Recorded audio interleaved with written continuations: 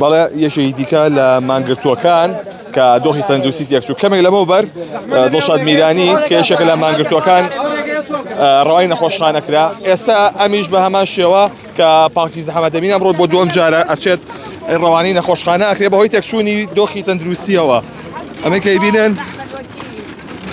حسبي الله ونعم الوكيل تخوا لێم خۆش بن خەڵکی نەکەمم بۆ کردوون.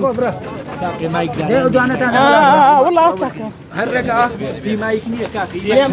بەڵێ ئەمڕۆ بۆ دووەم جار پاکیزە حەمەدەمین ڕەوانەی نەخۆشخانە کرا بەهۆی تێکچوونی دۆخی تەندروستیەوە. ئەوەی کە هەیە کەمێک لەمە بەر دڵشاد میرانیش بە هەمان شێوە ڕەوانەی نەخۆشخانە کرا بەهۆی تێکچوونی دۆخی تەندروستیەوە. ئەوەی کە هەیە لێرە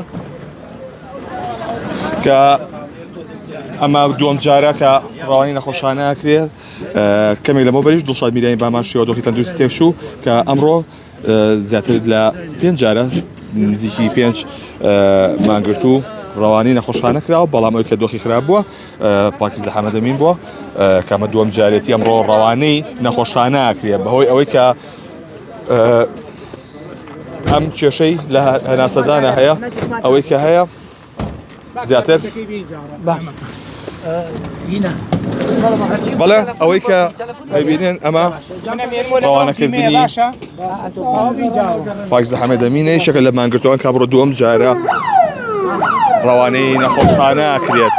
بەڵێ ئەمە وێنەکانی ئێستایە کە مانگرتووەکان بۆ وای 6 ڕۆژە منێن لە خواردن گرتووە. ئەمە وای کردووە کە دۆخی تەندروستیان بەرەو خراپی بڕوات کە چەند جارێک مانگرتووەکان ئەمڕۆ ڕەوانەی نەخۆشخانە کراون. پاکیزە حەمەدەمین ئەمە دووەم جارێتی ڕەوانەی نەخۆشخانە کرد بۆی ئەوەی ئەو لە سنجیدا کۆبووەتەوە بەهۆی ئەوەی کە نەخۆشی ڕەبووی هەیە. پێش ئەمیش دڵشاد میرانی کە ڕێخەری ئەم مانگرتنەیە ئەویش ڕەوانەی نەخۆشخانە کرا بۆیە بەردەوام تیمی تەندروستی لە خێوەتی بەردەمی ئۆفیسی نەتەوەیەکگرتووەکانیا لە شاری سلێمانی چاودێری تەندروستی ئەو مانگرتوانە دەکات.